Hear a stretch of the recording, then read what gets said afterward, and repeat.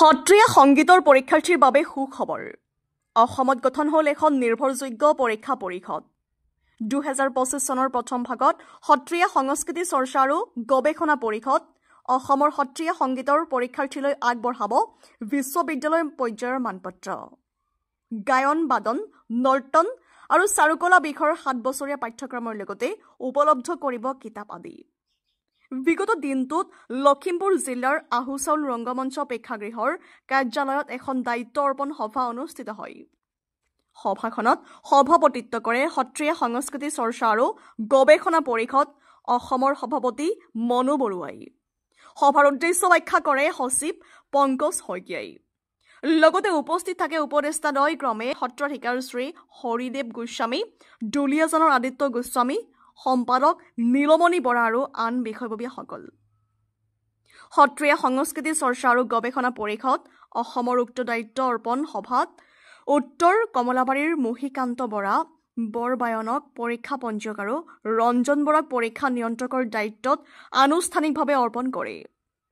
সত্ৰীয়া সংস্কৃতি চৰ্চা আৰু গৱেষণাৰ বাবে ইচ্ছুক ছাত্ৰ ছাত্ৰীৰ বাবে এক আশাৰ বতৰা লৈ আহিছে সত্ৰীয়া সংস্কৃতি চৰ্চা আৰু গৱেষণা পৰিষদ অসমে।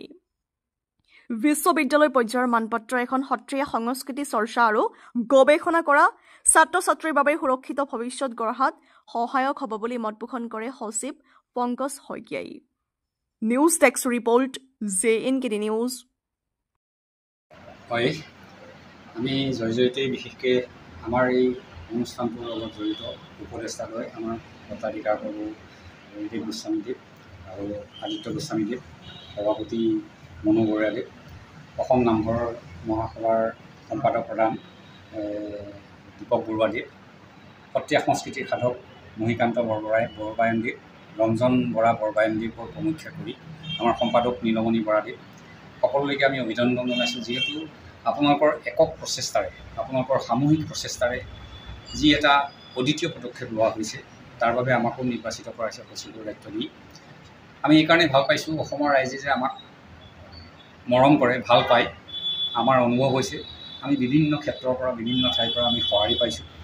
সিয়ে আমাক প্ৰমাণ কৰে আমি হয়তো কিবা এটা কৰিব পাৰিম বুলি তেখেতলোকে আস্থা ৰাখিছে। আমাৰ ওপৰত যি মৰম, আস্থা, বিশ্বাস ৰাখিছে, সেইখিনি আমি তেখেতলোকক দিবৰ কাৰণে চেষ্টা কৰিম। আৰু সেই যিখিনি দিম, তাত যদি কিবা দিহা পৰামৰ্শৰ প্ৰয়োজন হয়, আমাৰ ক'ৰবাত ভুল হ'লেও আপোনালোকে সেইখিনি আমাক সংশোধনী দিব। আমি অনাগত সময়ছোৱাত সেই সকলোখিনি কৰি যাবলৈ চাম।